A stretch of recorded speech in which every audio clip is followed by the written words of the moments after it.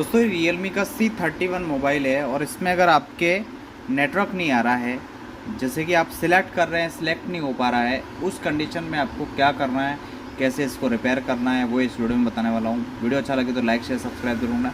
अब क्या सिलेक्ट नहीं हो रहा है, वो ये मेन प्रॉब्लम है। ये है कि आप जैसे कि नेटवर्क को सर्च कर रहे हैं, एक तो आता है एरर, दूसरा आता है कंपनी के सारे नाम बता रहे हैं, लेकिन आपका नेटवर्क है जो रजिस्टर नहीं कर पा रहा उसको। उस कंडीशन में इसमें क्या दिक्कत आती है, वो सबसे ज़्यादा जो मेरे पास प्रॉब्लम आती है वो आपको मैं दिखाने वाला हूँ। वीडियो अच्छा लगे तो लाइक शेयर सब्सक्राइब और बेल आइकन को भी दबा देना, ताकि मेरे द्वारा जो भी नए वीडियो होंगे उसका नोटिफिकेशन आपको मिलता रहे। देखिए, नॉर्मल तो इसका अपना जो वायर रहता है यहाँ पे, उसको आप चेक कर लेवें, यहाँ तक है ना, यहाँ तक नीचे आपके सब बोर्ड तक चेक कर लेवें, ठीक है। एंटीना वेंटीना आप नॉर्मली चेक कर लेवें, इसको इतना दुकानदार को नॉर्मली आता है, ठीक है।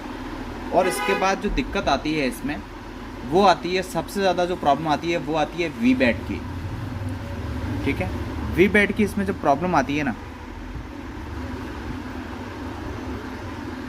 इसमें आपका जो नेटवर्क है वो रजिस्टर नहीं हो पाता है, ये दिक्कत है जो इसमें आती है। उस कंडीशन में आपको क्या करना है, यहाँ पे वोल्टेज चेक करना है। यहाँ पे लगभग 4 वोल्टेज के आसपास मिलेगा। फिर जो आपका ये कैपेसिटर दिख रहा है यहाँ पे, इस कैपेसिटर के भी इस साइड में आपको वही सेम वोल्टेज मिलेगा। यहाँ से लेके ऐसे ये जो अंदर जा रहा है यहाँ तक इसका वोल्टेज जाता है। इसमें जो वोल्टेज है ना, 4 वोल्टेज का आसपास मिलता है। आपको क्या करना है, ये आईसी को कभी कभार क्या रहता है कि बहुत बार मेरे पास ये फ़ोन आया है, बहुत बार ये पानी लग गया मान लीजिए, इस कंडीशन में कभी होता है ना, उस टाइम क्या होता है इन फ़ोन में कि यहाँ पे ये कैपेसिटर या तो लीकेज हो जाता है तो पता नहीं चलता है, या जल जाता है। तो इस कंडीशन में आगे की लाइन पे भी देख लेना है कि अंदर आईसी के अंदर कहीं ऐसा तो नहीं है कि जल गया है, ठीक है। आईसी को उठा के देख लेना है, क्योंकि बहुत केस में मेरे पास ऐसे आए हैं कि बना ही नहीं है फ़ोन, 3-4 दुकान से आ रहे हैं, फिर भी फ़ोन रिपेयर होके नहीं आ रहा है। इस कंडीशन में क्या, दुकानदार ऊपर से देख लेता है वो सारी चीज़ें ओके है, लेकिन फिर वो फ़ोन क्या उस कंडीशन में रिपेयर नहीं हो पाता है, ठीक है।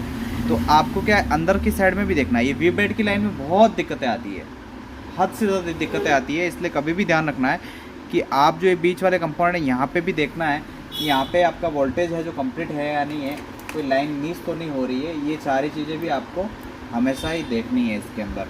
अगर नहीं देखोगे तो फिर परेशानी का ही कारण बनेगा, ठीक है।